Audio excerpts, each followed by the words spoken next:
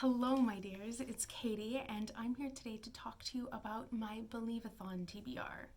Now, for those of you who don't know what the Believeathon is, it is a children's and middle grade readathon that happens periodically. The first one happened last November and was a month long, and now the second installment is happening now in May, and it is a 2-week readathon instead of a month. And it was created by Gavin over at How to Train Your Gavin, and he did such an incredible job at creating this readathon. It is unbelievable. Like, there's a map. I'm going to show you. There's this map, and it has different destinations on it, and the way that it works is you pick different destinations depending on what kind of path you take. So everyone starts at the same place, and then depending on what prompt you want to do, you can pick your next destination based on those prompts.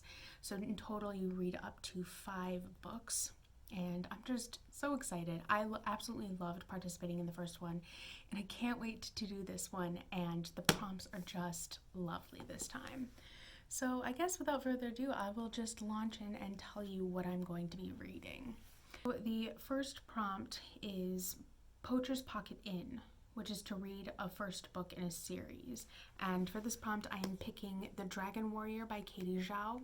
I don't know too much about this one, except for that it is based on Chinese folklore, and it seems to deal with dragons in some form, and I think it deals with the Lunar New Year.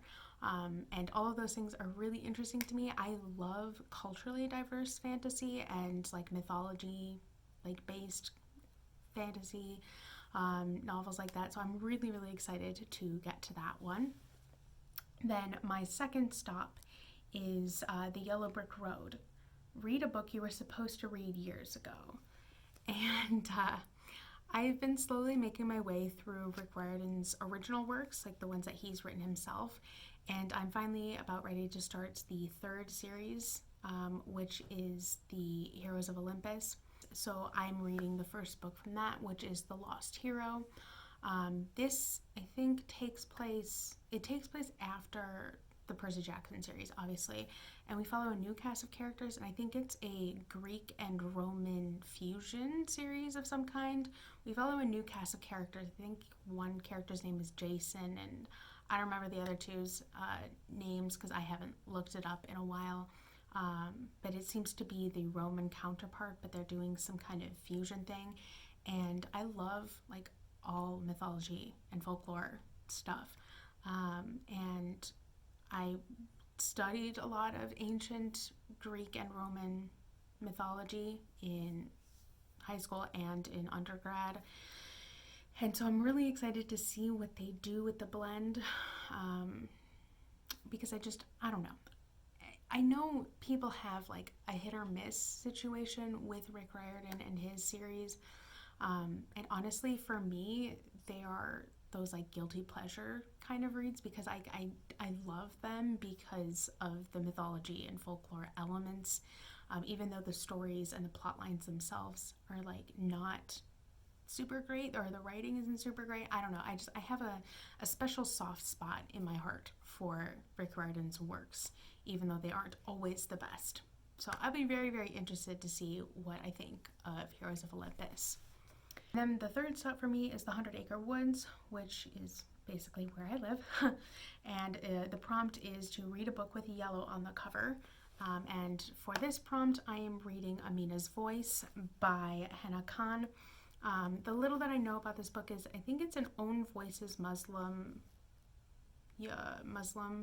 book of some kind, and it's all about kind of trying to balance 2 cultures, because I think Amina grew up in the United States, but she's also keeping her Muslim roots and is just kind of trying to balance those 2 kinds of things. And I think it was like has something to do with a terrorist attack happened on a mosque. I don't remember. It's kind of fuzzy, but it does sound really interesting and like a really important read. And I don't know, it's been on my radar for a while. Like, you guys know I watch Kara, and she's kind of a middle grade queen, so Definitely go check out her videos if you're looking for really good middle grade reads, because she has some really great ones. Some others to check out are Jade from JD Reads, and of course Gavin. Those are probably my top 3 middle grade channels to go and check out. They're all great. But anyway, yeah, definitely looking forward to reading Amina's voice. It does, as I said, sound really interesting, and it sounds like a really important read. Then 4th is the Brawley Rail, which is to read a book featuring transportation or has transportation on the cover. I could have gone a couple of different ways with this one, but ultimately I decided to read Race to the Sun by Rebecca Rowan Horace. This is an Indigenous peoples mythology Rick Riordan presents novel, and it's been on my radar for a while. Plus, I've come to realize that I really, really like Native American based fantasy, especially since it's not something that we see too often. So I'll be very, very interested to see what Rebecca Rowan Horace does with this book. There is transportation on the cover because they are riding what I think is a thunderbird, but I could be wrong. I haven't read the book yet, but it's some kind of bird, and they are riding on it. And I'm just so excited to pick that one up. And then the last prompt, which is where everyone on this journey ends, is The Bookkeeper's Stronghold, which is to read the next book in a series. And for this, I'm going to finally read Wondersmith by Jessica Townsend. If you guys don't remember, last year, I think it was, I read The Trials of Morgan Crow. And I liked it. I didn't love it. It was kind of middle of the road for me. And so I kept putting Wondersmith off. And I finally ended up getting it. And I was like, you know what? If I don't read this now, I'm not going to. And I do want to see what happens next, because a lot of people do say the second book is better than the first book. So I'll be very interested to see if I feel similarly or what. But basically, my understanding is this picks up right after where the first one left off. Morgan got into the academy, and now she's kind of in her own house, or her own, whatever it's called, and she's just kind of trying to figure out what is going to happen to her next, and goes on another adventure. It does sound interesting, and I am interested to see where some of the concepts go from the first book. So here's to hoping that I like it more than the first.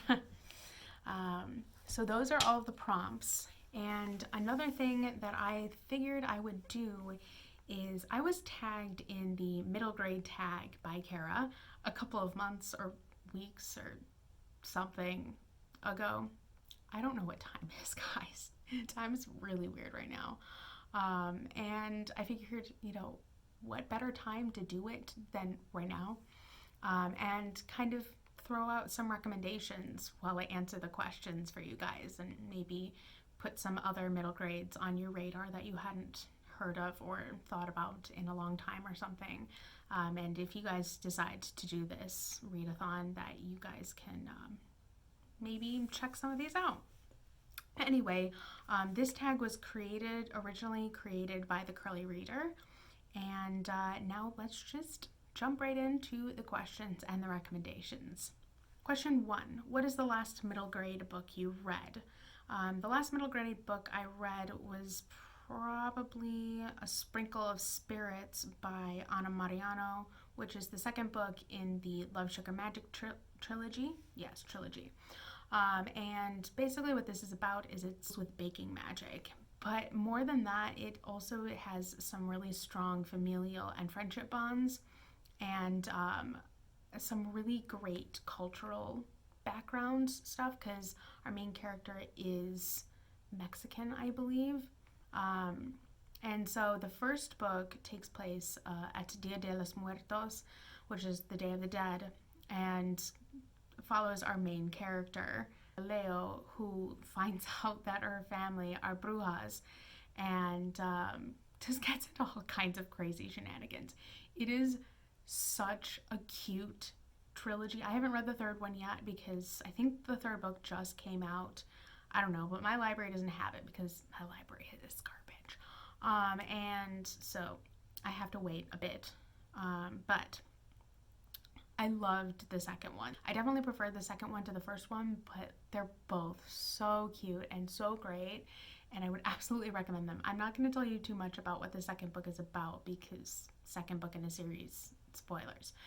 But they're just the family dynamics and the friendship and the baking magic equals A+ book. Definitely check it out if you haven't already. So the second prompt is, what is a middle grade book someone read to as a child? Okay, so I actually have a bit of a confession to make. I sometimes have a hard time doing the age range thing and just distinguishing between just all of the age ranges. Honestly, children's versus middle grade versus juvenile YA, definitely really difficult for me to determine those kinds of things. So I might end up recommending you guys something that falls into a different category, and I apologize for that. But the a book that falls into one of those categories, I'm putting it into middle grade. I don't know why, but I am. Is called The Wind Boy by Ethel Cook Elliott, and I have really distinct memories of my mom reading that book to me when I was a kid. Basically what it's about is it's about a family that arrives in this new village, and there's this kind of mysterious person from, I think, the mountains who comes and visits the family, and it's this introduces them to this world of, I think it was like fairies or something of that sort. It's a really lovely, cute, whimsical story, and not one that I really hear anyone talk about. I actually don't know anyone that's ever heard of it even. So hopefully you guys check it out. Number 3, what was your favorite middle grade book as a child? Once again, I'm not sure where this fits, but one of my favorites that I read as a child was called The Star of Kazan by Ava Ibbotson.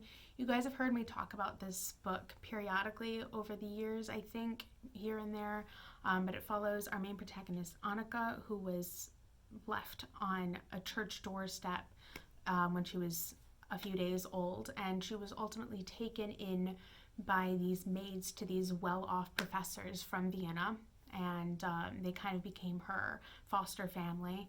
And then one day, this woman who is claiming to be her birth mother comes to Vienna and tells her, I'm your mother, and you're gonna come live with me. And all kinds of shenanigans happen from there. It's full of great friendships, found family elements, interesting situations, horses, and less than ideal school situations. There is a trigger warning for referenced suicide. It's not on page, but it is discussed at one point. But it's a lovely book, and I absolutely loved it as a kid. I read it over and over again, and I would definitely recommend picking it up if you haven't already. Now, number 4, what is your favorite middle grade book as an adult? It's hard to distinguish because I did recently reread some of my favorite middle grades last year, and I still really enjoyed most of them. But one that I read recently that I also really, really enjoyed is Midsummer's Mayhem by Rajani Larocca. This is a middle grade retelling of A Midsummer's Night's Dream with baking magic. And it has an Indian protagonist, and like the whole family is Indian. It is delightful. I absolutely loved that book when I read it back in, what was it, March, April? I don't know what time is, right? Okay, great. Glad we established that. But it is so cute.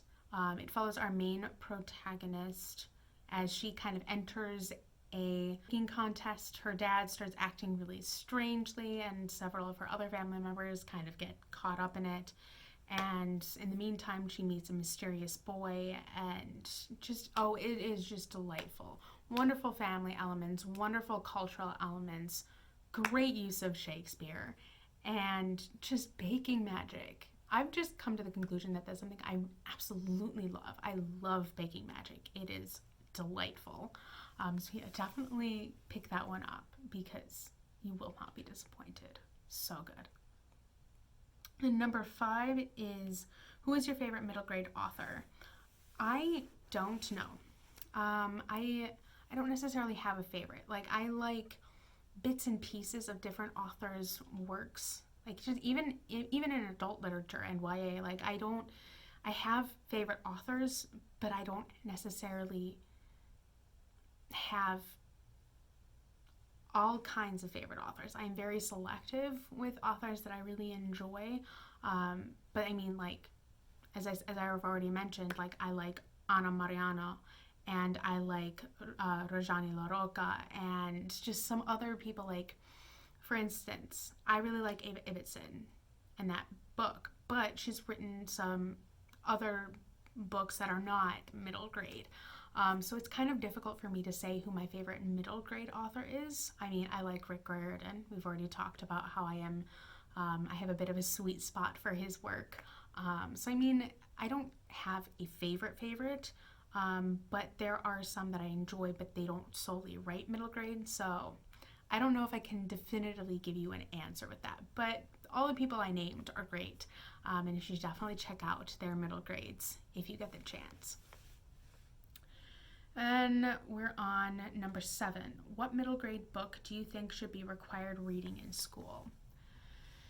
Okay, so I'm not super excited about the forced reading or the required reading situation. I think kids should just be allowed to pick the books that they want to read, because it makes them like reading more if they can pick things that they want to read rather than if they're forced into reading something. But some middle grade books that I think would be beneficial to have in a classroom setting. And I hesitate to even say this because it's complicated. And I kind of talked about it in a video that I did, what was it, last year? I'll link it down below for you guys to go check it out. But I talk about this kind of topic. And I guess one book / series, because I'm really going to recommend a series here, that I think could be really great to have in a school setting would be the Narnia series by C.S. Lewis. There's a lot in those books that don't necessarily unpacked in a classroom or discussed in a classroom. There's just so much to them that I think talking about it with someone would be more beneficial. But besides that, I do really think that it could be fun to have Midsummer's Mayhem in a classroom setting, because Shakespeare, like introducing kids to Shakespeare in a fun, interesting way while they're young, could help them enjoy Shakespeare more when they get older, because I know a lot of people who have very complicated feelings for Shakespeare. They either hate him or love him. There's really no in between. And a lot of it comes from the way you're first and originally introduced or taught Shakespeare, if that makes sense. So I think requiring them to pick up a Shakespeare-like based book could be interesting and fun. I don't know. As I said, don't love the whole required reading situation, so don't know. Then What is your favorite middle grade book cover? I do love the Star of Kazan book cover. It is just gorgeous, absolutely stunning. Um, so that's like a good example of one that I really like. But I don't know, just all middle grade covers are appealing to me. I really like them. I love the Frost Heart cover, and I don't know, just middle grade covers are just so colorful and whimsical and delightful and just great in general. Yeah, I really like middle grade covers. And then the last question is, what is your favorite middle grade book to screen adaptation? And I like a lot. I love Narnia, like The Lion, the Witch, and the Wardrobe, not Prince Caspian or The Voyage of the Dawn Treader. Only The Lion, the Witch, and the Wardrobe. Love that. I love every adaptation of Charlotte's Web that I've seen, whether it's live action or the animated or somewhere in between. I just really like Charlotte's Web. And I know I'm probably going to get some flack for this, but I also really like Ella Enchanted. I know the book and the film are very different, but I just really liked what the film did. Maybe it's just because it's Anne Hathaway and Hugh Dancy, and I just like that combination, but I really like that. I don't know, there's so many that I really enjoyed, but Charlotte's Web is probably up there. That's one that I watched over and over as a kid, like to the point where my dad was just like, "You're watching this again, Katie?" Yes, I am. Thank you for noticing that I like this movie. I did that a lot with movies as a kid, actually. I just watched certain films over and over and over again to the point where I would drive everyone insane. There are some movies to this day that certain people in my life will not watch because of how much I watched it as a kid. They just got so burnt out. As for the tag, I'm going to tag Vendi from Caught Between Pages and Shelby from Read and Find Out, and also Hannah from Snow White Reader. I don't remember if you've been tagged in this. Kara might have tagged you. Definitely let me know if you guys decide to do it. You don't have to. It's mostly if you have the time or the desire to. But anyway, other than that, that's my TBR for Believeathon. And these are some fun, hopefully new-ish recommendations for you guys to check out. I had a really fun time doing both of them, and I'm really looking forward to doing the Believeathon. Let me know down below if you guys are also doing the Believeathon, because I'd love to talk to you guys more about all the middle grade things, because it's something that I really enjoy. But other than that, you guys know the drill. I am still technically on a social media hiatus, but all of my links are down below in the description anyway. I will respond to you on Twitter, but I only go on about once a week, roughly, unless I specifically get a notification. Then I will go and see what the notification is, and then just leave right away after. And then I do have my Goodreads, and I'm still pretty active over there. And if you comment on a thing, I will probably respond. But other than that, I hope you guys are doing well in this crazy, chaotic time, and that you're staying safe. And I will talk to you guys again sometime again in the very near future. Bye!